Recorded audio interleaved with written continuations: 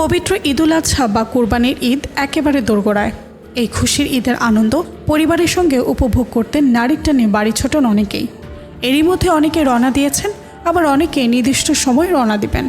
রাজধানীর জনসংখ্যার 1/3 মানুষ ঈদ উদযাপন করতে গ্রামের বাড়ি যান। আবহাওয়ার বৈরিতাকে উপেক্ষা করে ছুটে যান পরিবারের কাছে।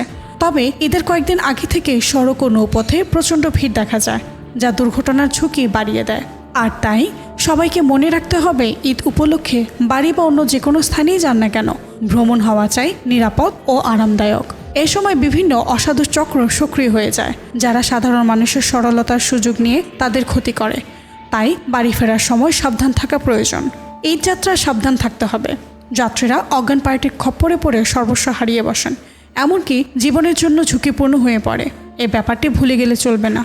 যাত্রাপথে অপরিচিত কারো কাছ থেকে কোনো কিছু খাবেন না। কাউকে সন্দেহ হলে ভদ্রতার সঙ্গে এড়িয়ে চলবেন। সম্প্রতি সোশ্যাল মিডিয়ার মাধ্যমে বেশ সরব হয়ে উঠেছে একটি অসাধু চক্রের কার্যকলাপের কথা। জানা যায়, একটা কেমিক্যালের ব্যবহার তথ্য প্রযুক্তির কল্যাণে কিছু অসাধু মানুষের হাতে পড়েছে। এই কেমিক্যালের নাম স্কোপোলামিন।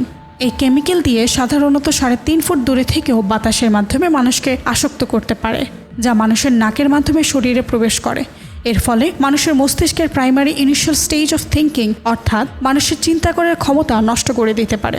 এমনকি মানুষ তাৎক্ষণিকভাবে সামনে থাকা মানুষের নাচের পুতুল হয়ে যায়। তখন যা কমান্ড দেওয়া হবে, আক্রান্ত ব্যক্তি তাই করবে। এমন ভয়ঙ্কর পরিস্থিতির সম্মুখীন হতে পারেন সাধারণ মানুষ। তাই ঈদে প্রচণ্ড ভিড়ে বাড়ি ফেরার সময় কিছু সতর্কতা অবলম্বন করার পরামর্শ দিচ্ছেন বিশেষজ্ঞরা। যেমন, যাত্রাপথে অপরিচিত কারো কাছ থেকে কিছু খাওয়া যাবে না। অপরিচিত কারোর সাথে ঘনিষ্ঠতা না বাড়ানোই ভালো। নিজের কোনো খাবার শেয়ার করবেন না, অন্যের খাবারও খাবেন না। বাসা থেকে বের হওয়ার আগে পরিবারের সবাই মাস্ক পরে নিন। আপনার মুখের সামনে অপরিচিত কারো হাত আনতে দিবেন না। হাতটা আপাত দৃষ্টিতে খালি মনে হলেও তা থেকে সতর্ক থাকবেন। যে কোনো প্রকার যানবাহনে একা যাত্রী হয়ে উঠবেন না। যেসব গাড়িতে অনেক মানুষ থাকবে সেসব গাড়িতে যাত্রা করুন। অপরিচিত কোনো লোক ঠিকানা জানার জন্য কাগজ হাতে দিতে চাইলে তা এড়িয়ে যাবেন। কাউকে নিজের ঠিকানা বা ব্যক্তিগত কথাও শেয়ার করবেন না। এছাড়াও কোনো কাগজে ঠিকানা দেখানোর কথা বলে আপনার চোখের সামনে আনতেও দেবেন না।